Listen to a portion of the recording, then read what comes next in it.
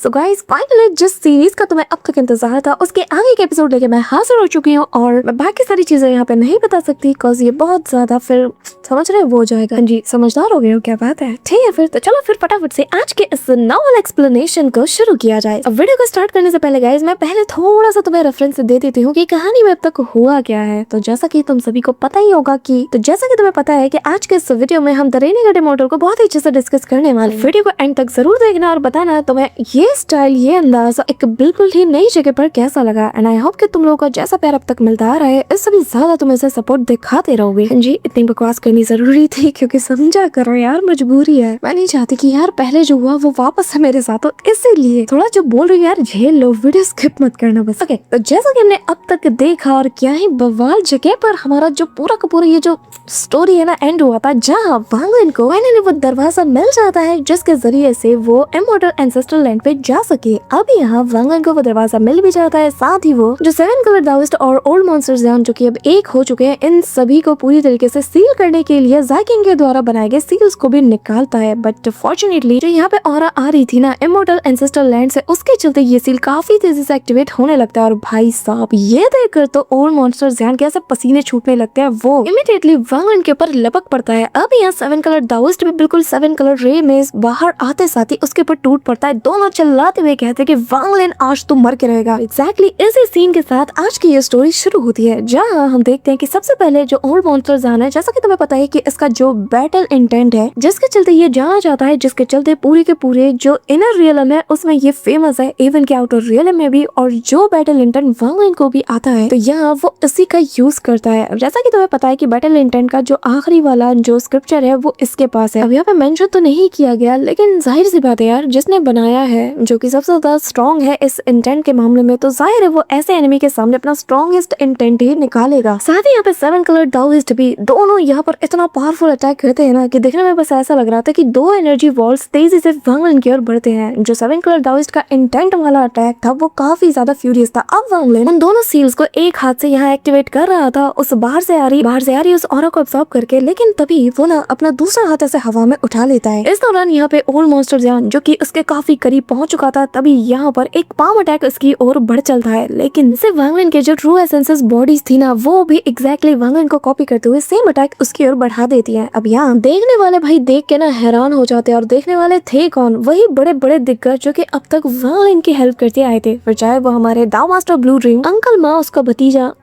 उसका भतीजा और बाकी सारे बड़े बड़े दिग्गज, इवन की जो 4 डिवाइन जनरल्स थे उनमें से जो बच्चे थे वो भी यहाँ पे आ चुके थे और उन सबके भी होश उड़ चुके थे। दाओ मास्टर ब्लू ड्रीम को तो अपने होने वाले ऐसे दामाद पे बड़ा प्राउड फील हो रहा था, क्योंकि 8 ट्रू एसेंसेस की बॉडी। गाइस थर्ड स्टेप के कल्टीवेटर जो होते हैं उनके पास एक एसेंस ही बहुत बहुत बहुत ज्यादा इंपॉर्टेंट होती है। 2 आ जाए तो और ज्यादा रेयर, 3 आ जाए तो मतलब बहुत ही ज्यादा रेयर, और आउटर और इनर रियलम को मिलाकर गिनती के लोग हैं, और आई गेस 4 से ज्यादा भी नहीं है जिनके पास 2 से ज्यादा एसेंस है। तो अब तुम अंदाजा लगा लो कि वांग लिन के पास 8 एसेंस और उनकी ट्रू बॉडी। यहाँ पे सब लोग फ्रीज हो जाते हैं, गला इनका सूख चुका था, इनकी हिम्मत नहीं हो रही थी अपने किए हुए करतूते याद करते कि वांग लिन के साथ इन्होंने क्या कुछ नहीं किया। जो अंकल माँ थे ना वो काफी ज्यादा खुद को लकी फील कर रहा था कि उसने वांग लिन को उस वक्त मजबूर नहीं किया जब वो उस 5 एलिमेंट्री प्लेनेट पे आया था। बहुत ही खुश हो रहा था कि इसने वांग लिन को मजबूर नहीं किया इस हद तक पुश करने में। पर तभी उसके दिमाग में एक बात आती है और वो हैरानी के साथ उसकी तरफ देखते हुए मन में कहता है कि पर कैसे। इतना तो मैं भी जानता हूँ कि यहाँ से तो कोई इसे अचीव नहीं कर सकता। प्रीमोर्टाइल लैंड ही एकमात्र ऐसा जरिया है जहाँ पे जाके हम ट्रू बॉडीज, वो भी एसेंसेस बॉडीज को अचीव कर सकते हैं। और इसके अलावा जो दूसरा रास्ता है वो बहुत खतरनाक है। अब तभी एक ह्यूज सा शॉक वेव इन्हें फील होता है जिसके चलते ये नॉर्मल हो जाते हैं और वापस से फाइट पे फोकस करते हैं। जहाँ ये बात है कि यहाँ ओल्ड मॉन्स्टर जान का जो अटैक हो रहा था उसे वांग लिन ने बहुत इजीली डॉज तो कर लिया था, या फिर मैं ये कहूँ कि रोक लिया था, लेकिन जो इम्पैक्ट रिलीज हुआ था उससे ये गेट काफी हद तक खुल चुका था, और जिसका मतलब ये है कि काफी तेजी से अब ये सील ऑरा को एब्जॉर्ब करके एक्टिवेट हो चुकी थी। अब यहाँ दोनों सील से एक टेरिफाइंग सी ऑरा निकलती है जो कि एक बहुत बड़े से इल्यूजनरी फिगर को यहाँ क्रिएट करती है, और जो कि देखने में ऑलमोस्ट ज़ाइकिंग जैसा था। वांग लिन उसे देखे जा रहा था और तभी ज़ाइकिंग की पूरी ये फिगर जो थी ये डिसअपीयर हो जाती है, लेकिन जो सीलिंग ऑरा थी वो अब तेजी से चार्ज करती है किसके पास, ओल्ड मॉन्स्टर ज़्यान। या ओल्ड मॉन्स्टर ज़्यान चिल्लाते हुए हुए उल्टे पैर जितना दूर हो सके उतना दूर जाने लगता है। पर कैसे बच सकता था? ये सीलिंग पावर है, वो भी किसकी? उसकी अपनी बनाएगी एक ऐसी सीलिंग पावर जिसके अंदर कर्मा तक इन्वॉल्व है, यानी कि तुम चाहे जहाँ जाओ तुम अपने कर्मा से, अपने भाग्य से, अपनी किस्मत से कैसे बच सकते हो। बस फिर क्या, यहाँ पे हम देखते हैं कि वो जो सीलिंग औरा थी ना, वो दोनों की बॉडी को ऐसे जकड़ना शुरू कर देती है। तभी दोनों के फोरहेड पर एक रेड कलर का डॉट नजर आता है और धीरे धीरे करके ये इनके बॉडी के हर एक कोने में फैल जाता है और इसे पूरी तरीके से जकड़ते हुए इनको बहुत ही ज्यादा सप्रेस कर देता है। इस हद तक ये छोटे बन जाते हैं और मॉन्स्टर ज़ियान जो है वो दर्द के मारे छटपटा उठता है और अगले ही पल उसके मुंह से ब्लैक कलर का स्मोक बाहर आता है। और ये था मॉन्स्टर ज़ियान की असली सोल, यानी कि जो अपना असली वाला ओल्ड मॉन्स्टर ज़ियान है, जो कि यहाँ पे जो ट्राइब्यूशन हो रहा था 9 ट्राइब्यूलिंग, तो इतने क्रूशियल प्रोसेस में जब उसकी बॉडी इस चीज को झेल नहीं पाई और वो ऑलमोस्ट मौत के कगार पे पहुंच गया था, तो तब ये जो सेकंड सोल था इसने इसे अपना घर बना लिया, यानी कि उसकी बॉडी को अपना होस्ट बना लिया। और आज वांग लिन ने सू डाउ, यानी कि जो 7 कलर डाउइस्ट रियल वाला है, उसे और मॉन्स्टर ज़ियान से अलग कर दिया, इवन कि उसकी सोल को, जिसके चलते वो वांग लिन का शुक्रिया अदा करते हुए उसकी तारीफ करता है और कहने लगता है कि जो चीज आज तक मैं नहीं कर पाया वो तुमने कर दिखाया। मुझे केव वर्ल्ड के बारे में बहुत कुछ पता था, लेकिन मैं कभी भी इस दरवाजे तक नहीं पहुंच पाया, और वांग लिन आज मैं तुम्हें मान गया। अब यहाँ पे वो सबसे पहले एक बार देखना चाहता था कि आखिर ये जो एंसेस्टर लैंड है, यानी कि रियल वर्ल्ड कैसा दिखता है। वांग लिन भी जानता है कि अब इसका खेल खत्म, और मैंने तो ऑलरेडी जो फर्स्ट सोल और सेकंड सोल, यानी कि ओल्ड मॉन्स्टर ज़ियान और जो 7 कलर डाउइस्ट है, इनके बीच का जो सोल का कनेक्शन था, जिसके जरिए से ये एक बॉडी में फ्यूज हो पा रहे थे, इसको ऑलरेडी पूरी तरीके से खत्म कर दिया। अब बस इनकी सोल सील होकर डिस्ट्रॉय ही होगी, लेकिन ये कभी भी एक नहीं हो सकते। इस दौरान जो ओल्ड मॉन्स्टर ज़ियान की ट्रू सोल थी वो यहाँ से डिसअपीयर हो चुकी थी, लेकिन हलचल तो पूरे केव वर्ल्ड में मच चुकी थी, क्योंकि यहाँ वांग लिन ने असली गेट, यानी कि जो केव वर्ल्ड से बाहर जाने का गेट है, इसे ओपन कर दिया था। तो अब पूरे के पूरे केव वर्ल्ड की जो अलग अलग जगह वो शेक कर रही थी। अब इस दौरान ऑल हेवन के पास एक मिस्टीरियस गेट को अपीयर होता हुआ देखा जा सकता था, जिसकी ऑरा काफी पावरफुल लोगों को अपने अंदर खींचती है, जिनमें सबसे पहले अपना एंशिएंट गॉड टूसी का नया इनहेरिटर, यानी कि टाओ शेन, वो मौजूद था।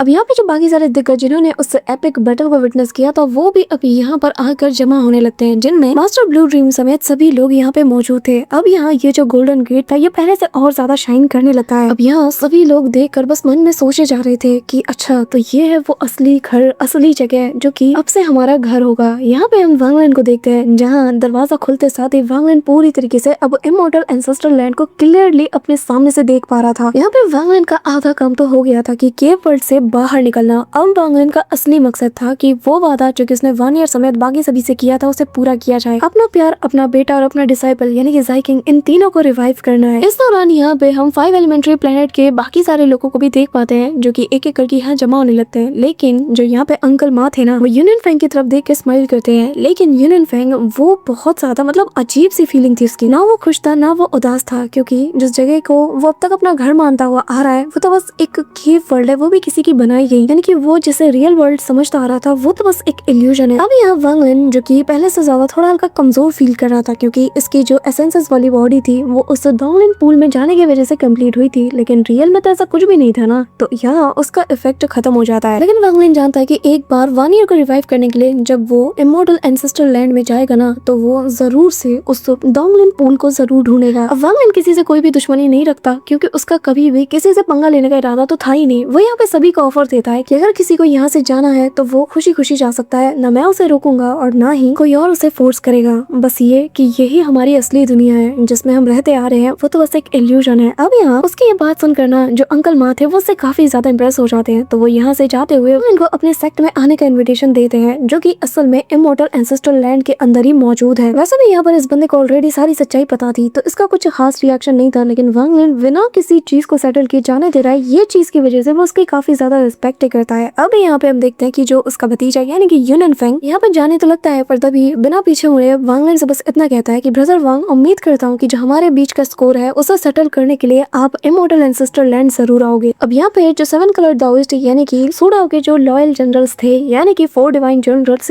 अब ये भी वांग लिन की ओर देखने लगते हैं। वांग लिन इन्हें भी इशारे से कहने लगता है कि हमारे बीच जो कुछ हुआ वो सब पास्ट में था, मैंने कहा ना मैं यहाँ पर किसी को भी रोकूंगा नहीं। अब ये सुनकर वो भी वांग लिन की रिस्पेक्ट करते हुए यहाँ से जाने लगते हैं और मनी मन शुक्रगुजार थे कि भाई वांग लिन बिना कुछ किए न जाने दे रहा है। पर तभी व्हाइट टाइगर जो कि इस वक्त वांग लिन का सर्वेंट है वो यहाँ पर एक नजर वांग लिन की तरफ देखता है, लेकिन कुछ कह नहीं सकता था क्योंकि शर्त वो हार चुका है। तो वांग लिन स्माइल करते हुए कहने लगता है कि इतना झिझकने की जरूरत नहीं है, अगर चाहो तो जा सकते हो। अब यहाँ पे जो वर्मिलियन वर्ल्ड एम्परर थे ना, वांग लिन के जब इस काइंडनेस नेचर को वो देखते हैं तो उससे रहा नहीं चाहता और वो इमीडिएटली वांग लिन को एक छोटा सा स्टोन देते हुए कहने लगते हैं कि ये बहुत ही रेयर स्टोन है, इस जरिए से हम 4 डिवाइन्स को कमांड किया जाता है। अगर फ्यूचर में कभी भी अगर हमारी जरूरत समझो तो इसे एक बार यूज जरूर करना। यहाँ पर वांग लिन इसे रख लेता है। सभी लोग यहाँ से जा चुके थे, लेकिन यहाँ पे वो जो कॉन्क्यूबाइन थी ना, यानी कि टांगशान, जो कि मनी मन वांग लिन को पसंद करने लगी थी, वो यहाँ पे जाते हुए कुछ कहना चाहती थी, लेकिन वांग लिन का डेड एक्सप्रेशन देखकर वो बस उसका शुक्रिया अदा करके यहाँ से चली जाती है। अब यहाँ जिन लोगों को भी इमॉर्टल एंसेस्टर लैंड के बारे में पता था वो सब तो यहाँ से जा चुके थे। अब यहाँ धीरे धीरे गेट को बंद करने का वक्त भी आ चुका था और तभी मास्टर ब्लू रिम वांग लिन से कहने लगते कि अब तुम्हारा क्या इरादा है। तभी वांग लिन ऊपर की ओर देखने लगता है और यहाँ देख के स्माइल करते हुए कहने लगता है क्या आप अभी भी सेटिस्फाइड नहीं हो? क्या आप अभी भी खुद को ऐसे हिडन रखोगे? सीनियर ज़ोनलू, मैं आपकी ही बात कर रहा हूँ। क्या हुआ? अब आप मेरे सामने नहीं आओगे? मैं जानता हूँ कि आप मुझे यहाँ तक फॉलो करते आए हो। जब 5 एलिमेंट्री प्लेनेट पर मैं लाइफ एंड डेथ क्राइसिस में था तब भी आप वहाँ मौजूद थे, आपने मुझे देखा। यहाँ तक कि जब केव वर्ल्ड के कोर में जाकर मैंने उस गेट को ओपन किया आप तब भी वहाँ मौजूद थे। तो बताइए क्या अब भी आप मुझसे सेटिस्फाइड नहीं है? अचानक से पूरा स्पेस कांप उठता है, चारों ओर बिजलियां कड़कने लगती है और पलक झपकते ही एक काफी जेंटल नेचर जैसा दिखने वाला फिगर अपीयर हो जाता है, जिसकी ऑरा ही यहाँ इतनी ज्यादा टेरिफाइंग थी कि यहाँ पे टाओशन के होश उड़ चुके थे। वो यहाँ एकटक उसे देखे जा रहा था। सेम हाल यहाँ पे मास्टर ब्लू ड्रीम का भी था। अब ग्रैंड इंपीरियल ज़ोनलू वांग लिन को देख के स्माइल करने लगते हैं और कैजुअली पूछने लगते हैं कि एक बात बताओ, मेरी प्रेजेंस को डिटेक्ट कर पाना ये और बात है, लेकिन मेरा नाम, ये कहते हुए उनके चेहरे की चमक ना अलग ही थी और स्माइल वो भी इतनी हसीन कि मैं क्या बताऊं। चेहरे पर ना एक प्राउड वाला एक्सप्रेशन नजर आ रहा था और यहाँ मास्टर ब्लू ड्रीम और जो टाओशन है ये दोनों एक दूसरे की ओर देखने लगते हैं क्योंकि भाई इन्हें फील ही नहीं हुआ कि यहाँ कोई और भी है और खुद को समझते ये बहुत बड़े खिलाड़ी है। लेकिन देखने वाली बात ये थी ना कि इन दोनों ने ही अपने चेहरे के सामने से हाथ को लगा के रखा था क्योंकि इतनी ब्राइट लाइट इमिट हो रही थी ना उनके फिगर से, उनका पूरा हुलिया देखना इनके बस की बात ही नहीं है, इतनी ज्यादा ब्राइट लाइट थी। तभी ग्रैंड इंपीरियल ज़ोनलू कहने लगते हैं कि अच्छा अब मैं समझा, तुमने जरूर से 5 एलिमेंट्री प्लैनेट के किसी बंदे की मेमोरीज को सर्च किया होगा, है ना? अरे यार ये चीज मुझसे कैसे रह गई, मुझे वहाँ उन सबकी मेमोरीज को इरेज कर देना चाहिए था तुम्हारे जाने के बाद। वांग लिन यहाँ पे हाँ में जवाब देता है, लेकिन मन में वांग लिन जानता था कि सिर्फ ये रीजन नहीं है, बल्कि जब से वो यहाँ पे कोर वर्ल्ड में गया था जहाँ पर उसका सामना सोवरीन से हुआ था और इसी को एज अ शील्ड के तौर पे यूज करके वांग लिन ने अपनी जान बचाई थी, तो तब वांग लिन ने पूरी तरीके से इसे सेंस कर लिया था। उसके बाद वांग लिन फाइनली रिवील करता है कि ये जो इमॉर्टल एंसेस्ट्रल लैंड की जो 9 सन्स है उन्हीं में से एक सन का टाइटल इन्हीं का है और जिन्हें की ग्रैंड इंपीरियल ज़ोनलू के नाम से जाना जाता है। अभी यहाँ पे ग्रैंड इंपीरियल ज़ोनलू ने ना वांग लिन से जितने भी टेस्ट लिए थे बिना उसे बताए वो पूरी तरीके से उस पर खरा उतरा है। तो अब कोई भी फॉर्मेलिटीज की तो बात बचती नहीं, तो वो मुद्दे पे आते हैं कि तुम्हें मेरे साथ इमॉर्टल एंसेस्ट्रल लैंड में जाना है और वहाँ पर जाकर तुम्हें वो सब कुछ मिल जाएगा जो तुम चाहते हो। तुम मेरे इकलौते ऐसे डिसाइपल बनोगे जो कि मेरे बाद हमारे जो एंशिएंट दाओ क्लैन है इसे आगे चल के लीड करोगे, तुम इसके लीडर बनोगे। वांग लिन यहाँ पर एक टक बिना किसी एक्सप्रेशन के बस उसकी बात सुने जा रहा था और उसे एक टक देखे जा रहा था। यहाँ वांग लिन को इतना ऑब्जर्व करने के बाद वो समझ चुका है कि वांग लिन आखिर अब आगे क्या बोलेगा, लेकिन इससे पहले कि वांग लिन कुछ जवाब दे पाता तभी ग्रैंड इंपीरियल ज़ोनलू से कहने लगता है कि पहले मेरी बात सुन लो, इस केव वर्ल्ड से इतना ज्यादा लगाव मत लगाओ क्योंकि ऐसे बहुत से केव वर्ल्ड तुम खुद भी बना सकते हो अगर तुम स्ट्रॉन्ग कल्टीवेटर बन जाओ। जो सुन के वांग लिन उसकी तरफ देखने लगता है। ग्रैंड इंपीरियल ज़ोनलू उसकी तरफ देख के स्माइल करते और कहने लगते हैं कि हाँ बिल्कुल तुमने सही सुना, और अगर तुम एक बार मेरे साथ चले गए ना इमॉर्टल एंसेस्ट्रल लैंड में तो तुम्हें ऐसे केव वर्ल्ड ऑलमोस्ट हर पावरफुल कल्टीवेटर के पास देखने को मिल जाएगा। बस इस केव वर्ल्ड और बाकी के केव वर्ल्ड में फर्क इतना है कि इसे जिसने बनाया था उसने इसके अंदर हेवनली डाउ का यूज किया था जो कि उसे गलती से मिल गया था और इसी के चलते यहाँ पर एक लाइफ फोर्स का सिस्टम क्रिएट हुआ और यही चीज इस केव वर्ल्ड को बाकी के केव वर्ल्ड से बहुत ज्यादा डिफरेंट बनाती है। लेकिन वांग लिन जानता हूँ कि तुम क्या कहने वाले हो, पर उससे पहले एक बात जान लो, सिर्फ वही लोग इमॉर्टल एंसेस्ट्रल लैंड में जा सकते हैं जिनके अंदर वहाँ का खून हो, क्योंकि तुम्हारे पास एंशिएंट ब्लड लाइन है तो इसलिए तुम वहाँ जा सकते हो। लेकिन जिसके पास ये ब्लड लाइन की पावर या फिर इमॉर्टल एंसेस्ट्रल लैंड के किसी भी ब्लड लाइन की कोई भी पावर नहीं है तो फिर वो वहाँ पे खत्म रखते साथ ही पूरी तरीके से जल के राख हो जाएगा। इस कदर का इंटेंट प्रेशर और भर में ही उस पे पड़ेगा ना कि उसके बोन्स, फ्लैश सब कुछ डिस्ट्रॉय हो जाएंगे, और वो इसलिए क्योंकि यहाँ का सिस्टम तुम्हारे केव वर्ल्ड के सिस्टम से बहुत ज्यादा डिफरेंट है। और वांग लिन उससे कहने लगता है कि पर जो लोग यहाँ से आजाद होना चाहते हैं उनका क्या? वांग लिन की बात सुनकर वो उसकी तरफ देखकर कहने लगते हैं कि तुम बाकियों की फिक्र कर रहे हो, जिस लड़की से तुम इतना प्यार करते हो, जिसे तुम रिवाइव करना चाहते हो, उसकी तक भी कोई गारंटी नहीं ले सकता,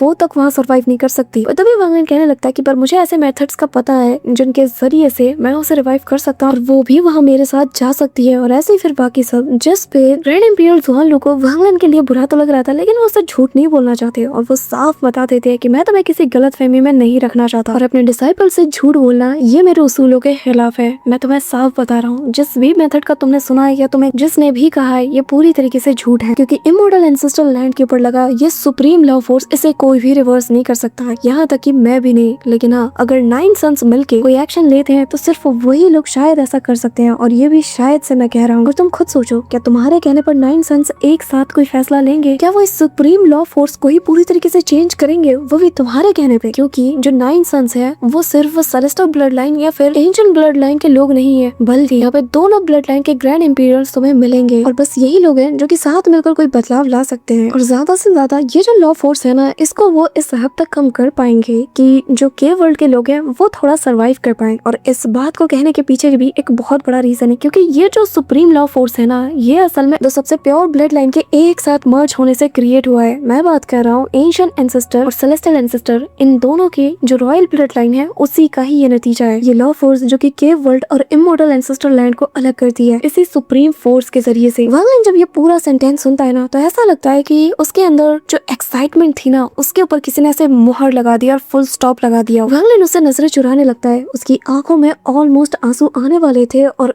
इस वक्त वांग लिन जितना ज्यादा फ्रस्ट्रेट फील कर रहा था ना, शायद ही वांग लिन ने कभी फील किया होगा। तभी यहाँ पे ग्रैंड इंपीरियल जुआनलू उससे देखकर ऑब्जर्व कर रहे थे और कहने लगते हैं कि मेरी मानो तो बेहतर यही होगा कि तुम यहाँ से मेरे साथ चलो, और वैसे भी जिस लड़की को तुम रिवाइव करने का सोच रहे हो, तुम भी ये बात जानते हो कि उसकी सोल का एक फ्रेगमेंट मिसिंग है। तुमने उसे ढूंढने की कोशिश की ना, लेकिन तुम्हें नहीं मिला ना। मैं तुम्हें बताना तो नहीं चाहता, लेकिन तुम्हारे पीठ पीछे तुम्हारे लिए मैंने भी एक कोशिश की थी। मैं हर वो जगह गया, वहाँ जाके तलाश किया जहाँ पर मिलने की पॉसिबिलिटीज थी, लेकिन मिला नहीं। जिसका मतलब ये है कि अगर सोल ही पूरा नहीं है तो तुम इसे कैसे जगा पाओगे? इवन कि एस्केप वर्ल्ड में भी बेहतर यही होगा कि तुम मेरे साथ चलो, खुद पे फोकस करो, स्ट्रॉन्ग बनो, फिर वापस आना। वांग लिन उसकी तरफ देखता ही नहीं, उसकी बात पूरी होती नहीं, तभी वांग लिन कहने लगता है कि आप समझे नहीं, स्ट्रॉन्ग बनना, कल्टीवेट करना, पावरफुल होना, अगर वानियर ही नहीं मिलेगी तो फिर मैं कैसे जा सकता हूँ? मेरा आज तक सिर्फ एक ही तो मकसद रहा है, मैंने कभी भी अपने लिए कुछ नहीं किया। मुझे बस वानियर वापस चाहिए, मुझे उसे रिवाइव करना है, उसे वापस देखना है, लेकिन मैं खुद पे फोकस करूँ, उसे यहाँ अकेला छोड़कर ऐसा हो ही नहीं सकता। मैंने फैसला कर लिया, मैं अपनी आखिरी सांस तक इसी केव वर्ल्ड में वानियर के सोल फ्रेगमेंट के साथ ही रहूंगा। यहाँ पे ये कहते साथ ही वांग लिन अपनी निगाहें फेर लेता है। नाउ मास्टर ब्लू ड्रीम जब ये सुनते हैं ना, तो कहीं ना कहीं उसको अपनी बेटी के लिए बुरा भी लगता है और साथ ही प्राउड भी फील होता है। ग्रैंड इंपीरियल जुआनलू जब ये बात सुनते हैं ना, तो अचानक से उसके सिर रोंगटे खड़े हो जाते हैं। वांग लिन ने जो कहा है ये सिर्फ अल्फाज नहीं, बल्कि ये कमिटमेंट है जो कि हर कोई नहीं कर सकता, सिर्फ वही समझ सकते हैं जो कि कभी इस फेज से गुजरे हो। उसे यकीन नहीं हो रहा था कि ये बंदा उससे इतना ज्यादा प्यार करता है। सो उम्मीद इसी सीन के साथ हमारा आज का ये पार्ट यहीं पे एंड होता है। गाइस, इस वीडियो पे प्यार और सपोर्ट जरूर दिखाना। अगर तुम्हें नेक्स्ट पार्ट जरूर चाहिए तो कमेंट में बताना तुम्हें ये फॉर्मेट कैसा लगा। तो मिलते हो नेक्स्ट वीडियो में, तब तक के लिए बाय।